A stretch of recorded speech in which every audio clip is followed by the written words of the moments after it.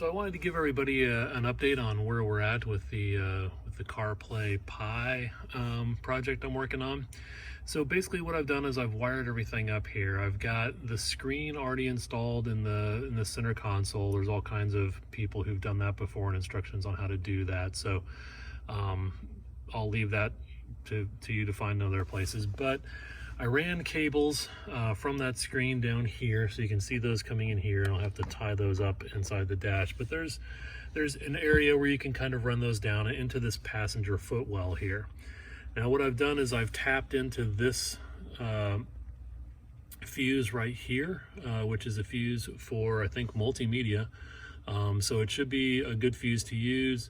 I would suggest putting a 5 amp fuse in for the CarPlay Pi. The things I've got running to it, here's the box right here, which I'm going to hide down in the corner there, where there's plenty of room. I've got the wires coming in from the USB for the touch screen up above. I've got the CarPlay, the CarPlay dongle here. I've also got a dongle for a backup camera, which I probably won't install today, but I'll get to at some point. I've got power running in and HDMI. The USB from the touch screen, the power, and the HDMI. So the USB from the touch screen and the HDMI come up from up above, and then there's also a power line from up above that comes down. And I bought this little box here that converts 12 volts to a USB-C input, and that gives the power to the Pi. I also tapped into that same 12 volts to run the screen. So there's a line here that connects to the screen and runs the power back up to it. So basically I'm going to package all this inside. I did tap a ground up here in the top. There's a little screw that actually bolts in this panel here, so you could actually use one of these screws if you wanted to, but it'd look a little messy and it'd be behind the carpet, and I think that kind of invites wear. So I ran the ground line back up to that screw and tapped in on it up there for ground. Everything works great.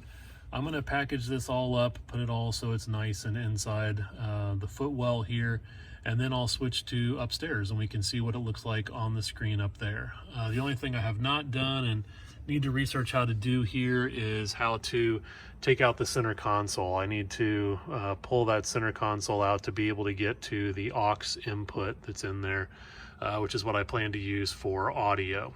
So I don't have audio hooked up yet. I've got to go upstairs and get online and figure out how to get the console off. And once I've done that, things will be pretty good. So I may try to do that first before I show you the upstairs, but we'll get there eventually. Okay, so I was able to get the console off here. The first thing you have to do, of course, is take off the bar back here.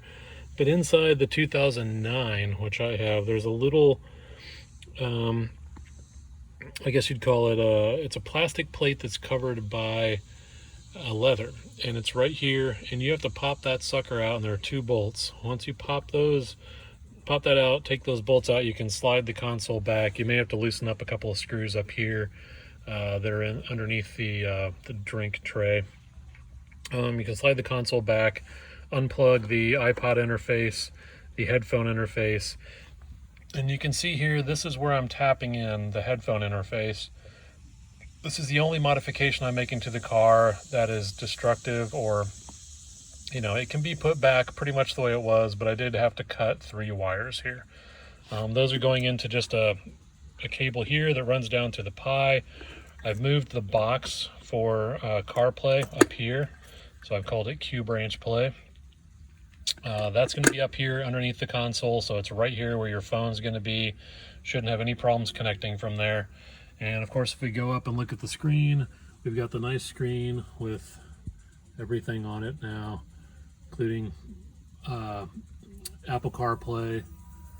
And then you can also go back here, and we've got what will be the backup camera app, which doesn't go anywhere now because I don't have the camera hooked up yet. But when I get the camera hooked up, that will be there, and we'll put that in another video.